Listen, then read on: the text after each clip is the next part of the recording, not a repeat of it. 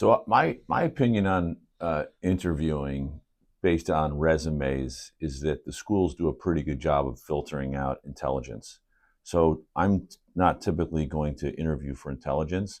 I'm looking for other factors. Um, One of the top factors that I'm always looking for is intellectual curiosity. Is the candidate interested in this specific field? And is there anything in the resume that demonstrates that to me? It might be the composition of the courses they decided to take.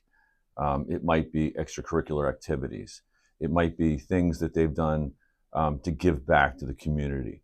So resumes are strange things, right? Because they don't always tell a story. The person tells the story. So I'm always interested in some of the intangibles. Um, and when I interview people, I'm really interested in knowing, is this something that they're truly interested in? And that's hard to tell from a resume sometimes. So if I can see on a resume that someone has taken a pretty impressive course load, I think that tells me something about that person. If they've volunteered outside of their normal day, right? Everyone's busy with schoolwork. There's not a lot of time in the day to do everything, but for those people that step outside the normal world and give back, that tells me something as well about the person. Yeah, that's a great question. I think there's a lot of students who have a leg up early, but there's also a fair amount of students that really don't know until they're close to graduation what they might want to do.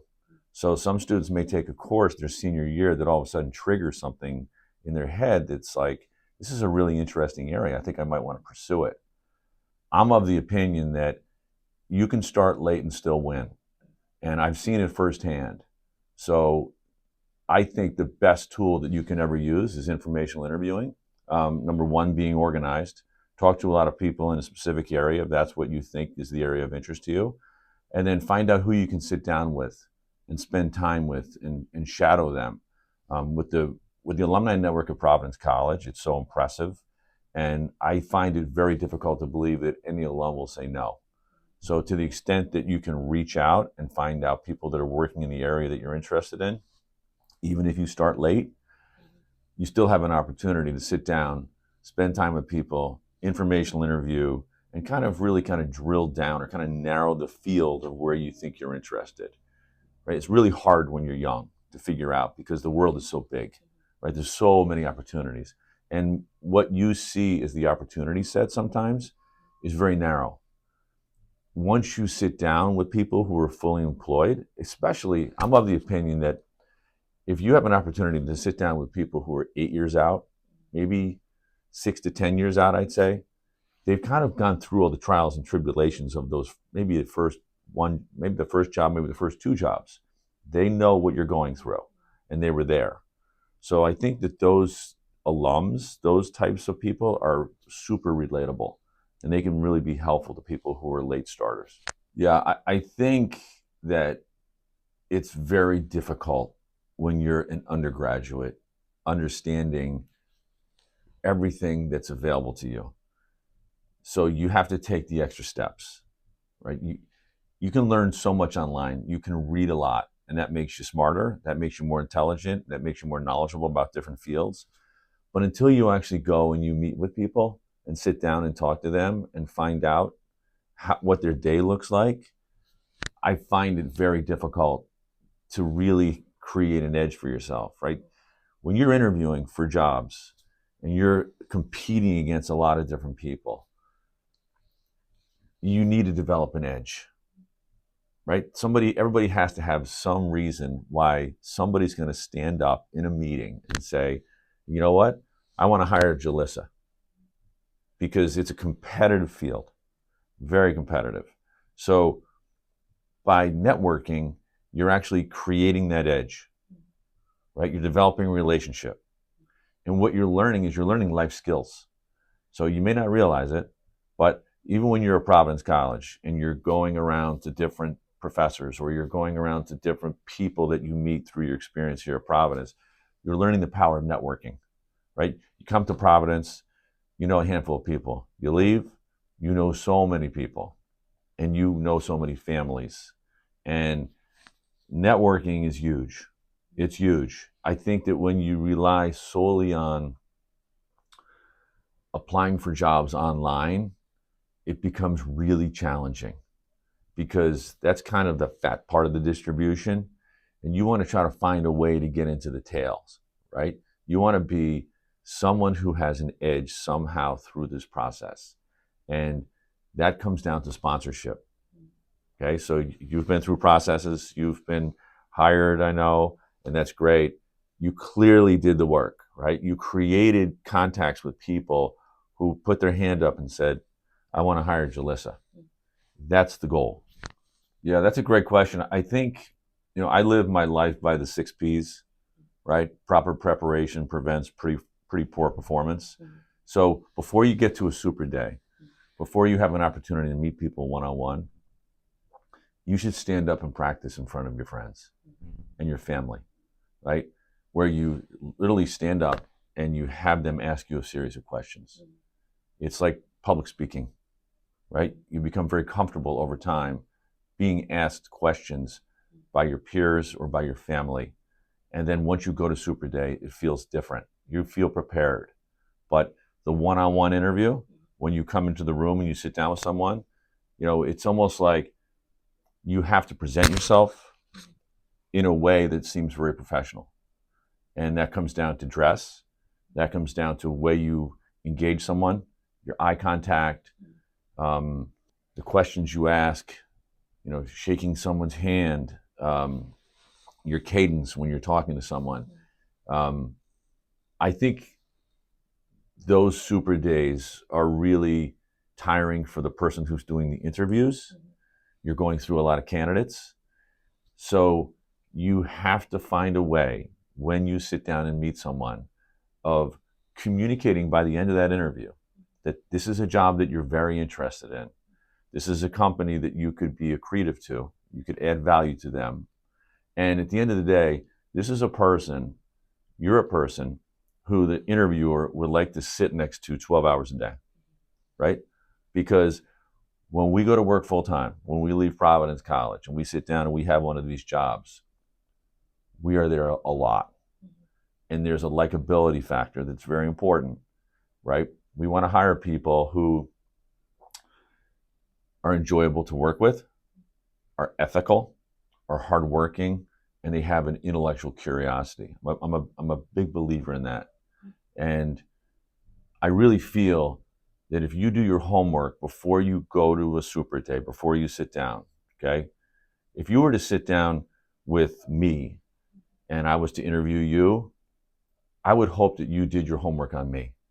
Not only my firm, but also on me, right? Yes. Like, know your audience. Who's your audience? Who am I interviewing with today? Know ahead of time, because I'm sure that there's other Providence graduates who've gone through this before, and they've been in that seat and they've interviewed. And that's a great resource of information. You can reach out to them and say, hey, last year I know you interviewed with this company. What was the process like? Right? Don't go in without being prepared.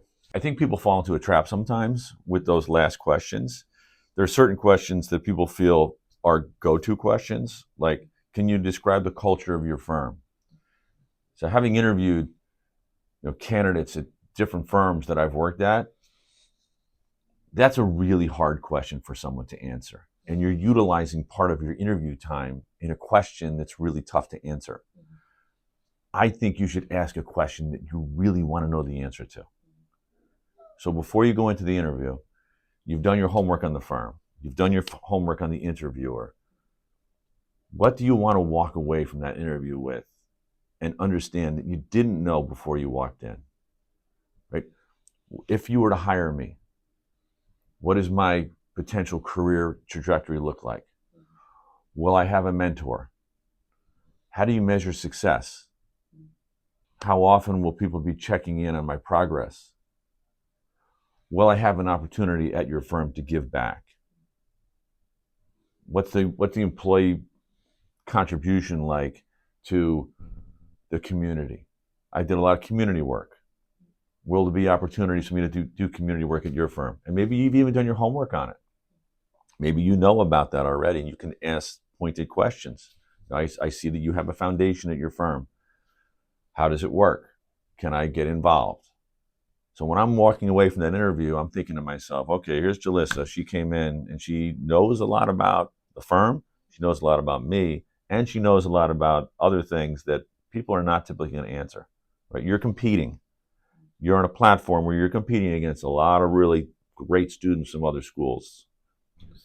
How do you, at the end of the day, when I go back to my team and we sit down, okay, am I going to put my hand up and say, I met Jalissa.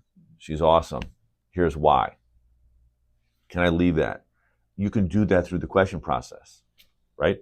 And you can learn more about the firm. You could learn more about, at the end of the day, there's a dual interview going on here, right? I'm interviewing you, but you're also getting a sense, is this where I want to work? Do I want to work with this person? Did you walk away from the interview saying, like, I was great. I really want to work for those. I want to work for them more now than before. Or you walk away and say, that's all part of the process. I did. I had a couple of them. And I'll give you one example. So one of the questions that I ask in interviews is, I'm very interested to know what people are reading. Okay, because I think it's a telling little bit of information about, it's one thing to read a textbook and to do well academically. Is this person reading outside of the normal homework schedules that they have? So I was in an interview, and I'm interviewing for a job. I was a graduate student at the time, and the interviewer asked me, do I read? What do I read outside of school? And I said, I read the Wall Street Journal every day. I read Barron's. I read Business Week. And I try to read a few other things if I have time. So the interviewer says to me, did you read, who was on the cover of Business Week this past week? And I said to myself, I did not read Business Week this past week. I have read it up until this past week. I haven't read this week's edition. He said, the person on the cover of Business Week this week is our CEO. Now, I felt that hot feeling coming over my body, and I thought to myself, like, okay, I just blew up. And I got the call back because I was honest. So there's an integrity value in interviews where we're trying to measure, which is really hard to do in an interview, right? Is this person ethical? I could have easily said, I could have made up something. Said, oh yeah, I read it, it was great, yada, yada, yada, talked about this. But I didn't. Thank goodness. I said I didn't read it. And there's been other tough interviews that I've had where a question was asked to me and then challenged my answer. I had a guy interview me once in New York who walked around with this little baseball bat in his hand. He was hitting his hand with it. And I could feel myself perspiring through my suit. And I thought to myself, I'm done, I'm out. And sometimes you're interviewing with a person that's not going well. And I decided in one interview to cut my losses. And I said to the person, he says, we're going to finish this interview up quickly. And I said, okay, listen, you want to go get a cup of coffee? This is where the admissions office is, or placement office is. I'm happy to walk you down there. And I remember saying to my peers, there's no chance I'm getting this call back. And they called me the next day and they interviewed me, asked me to fly up to New York for the next round. I think sometimes honesty is really important. I think it's really important to be well-read. I can't emphasize this enough.